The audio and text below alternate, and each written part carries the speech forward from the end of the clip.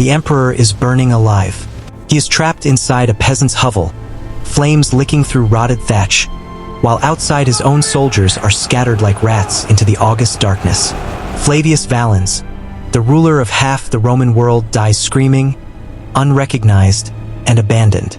Or perhaps that's merely legend. He simply drowned in the crush of his own retreating legions, trampled into the blood-soaked Thracian mud. His purple cloak torn away by men who hours earlier would have died at his command.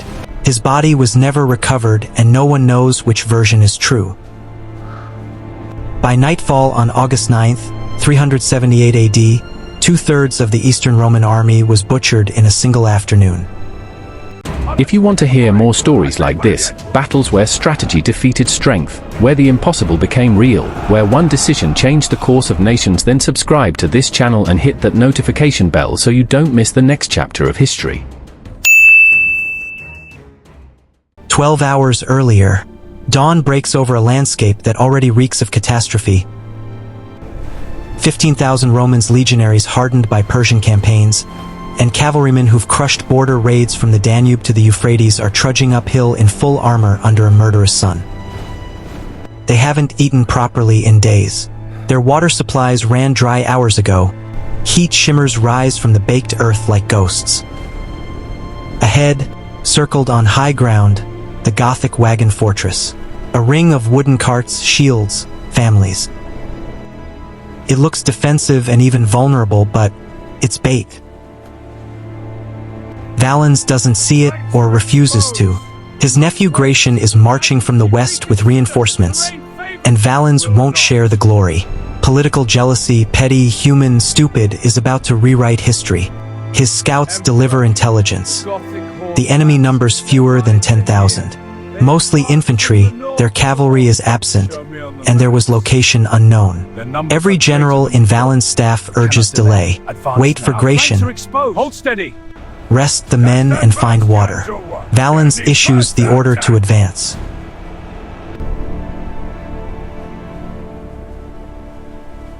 The Goths watch them come.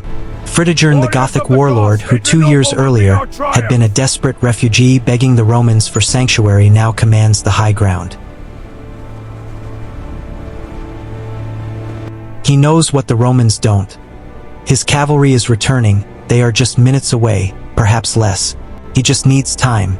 So he sends envoys, offers negotiation and terms of peace.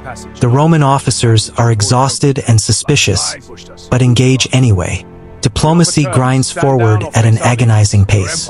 Minutes stretch into half hours. Then Fritigern plays his masterpiece. He orders the fields set ablaze. Walls of smoke roll across the battlefield. The superheated air becomes unbreathable. The Romans collapse from heatstroke. The smoke screen freezes the Roman advance, blinds their commanders, buys precious minutes. Valens even now hesitates, sends another negotiator, discusses prisoner exchanges, and then discipline shatters. Fall back! Regroup on the left! No advance! Push forward! No one remembers who gave the order. Perhaps no order was given at all. Where to? Who commands? The Roman right flank cavalry are young officers who are hungry for glory, older veterans tired of waiting simply charge. They erupt from the smoke, thundering toward the Gothic wagon circle. But it was a catastrophic mistake. The Goths absorb the impact. Their lines buckle but hold. The Roman cavalry, unsupported and now committed, become locked in brutal close quarters combat. Men and horses crush together, unable to maneuver, dying by inches.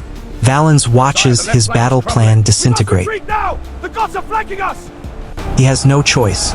He commits everything, left flank cavalry surging forward in chaos, infantry legions pushing into the center. The Romans crash into Gothic shields like a wave against rocks. For a moment, they might break through by sheer mass alone. Then the horizon darkens with riders. 8,000 Gothic and Alan cavalry appear as if conjured from the earth, emerging from ravines, from forest cover, from wherever Fritigern had hidden them. They hit the Roman right flank like a collapsing building. The Roman cavalry was already exhausted, already bleeding breaks. Not all at once, in terrible, spreading panic. Some units hold while some flee. Officers scream contradictory orders. Through the gaps in the disintegrating Roman line, the Gothic infantry pour inward like water through a cracked dam, rolling up the Roman center from the side. The legions at the center are Rome's finest infantry, veterans of a dozen campaigns, fight on two fronts, then three, then surrounded. The Roman left flank, which moments earlier had been winning, suddenly faces fresh Allan cavalry slicing into their exposed flank. Their momentum dies and they fall back, then run. The ring closes. Picture it from above. A shrinking circle of Roman shields, compressed tighter and tighter by Gothic spears and cavalry charges. No escape routes and no relief coming, just the grinding arithmetic of encirclement. Polybius described this terror centuries earlier when an army is trapped with no hope of escape. Men fight with the fury of cornered animals. They become more dangerous because they're doomed. And so the killing becomes extraordinary. The Roman flanks fight in berserk rage, taking wounds that should drop them but continuing to swing swords until they collapse from blood loss. They drag Goths down with them into death. The slaughter is mutual and intimate and horrific. But at the center, where Valens stands with his remaining legions, something different happens. Reality sets in. These are professional soldiers.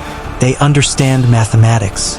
They see the encirclement tightening, the flanks disintegrating, the gaps through which they might still escape shrinking by the second. They make the calculation every cornered animal makes. They drop their weapons and run. In the chaos of retreat, Valens disappears. Some accounts say his bodyguards fled, leaving him stranded in the crush. Others claim loyal soldiers tried to extract him but were overwhelmed. Perhaps he died anonymously, cut down in the mob, his imperial armor stripped by looters who never knew what they'd killed. And this is the version that haunts the historical record. He escaped the immediate killing ground, made it to a farmhouse with a handful of guards, barricaded themselves inside while Gothic riders searched the countryside. The Goths, not knowing who was inside, torched the building. The Emperor of the East, master of provinces from Greece to Syria, died in a peasant's cottage fire. His body burned beyond recognition or never recovered at all. By dawn, the calculation is brutal. 20,000 Romans marched to Adrianople. Perhaps 7,000 survived. An entire field army was erased in an afternoon. For the first time in centuries, the barbarian warriors had annihilated a Roman imperial army and killed its emperor in open battle. The psychological wound cut deeper than the casualties.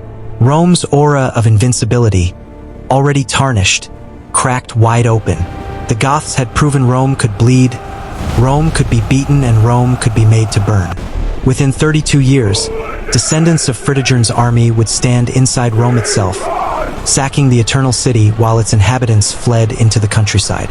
Adrianople didn't kill the Roman Empire, but it showed the empire how to die.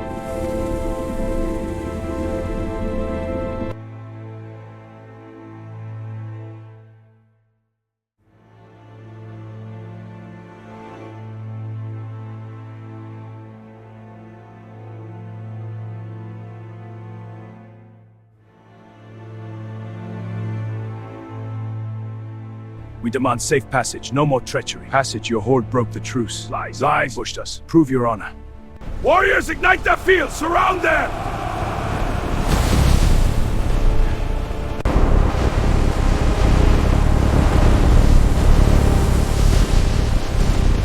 We offer terms. Stand down or face our legions. Your empire crumbles. We will not yield.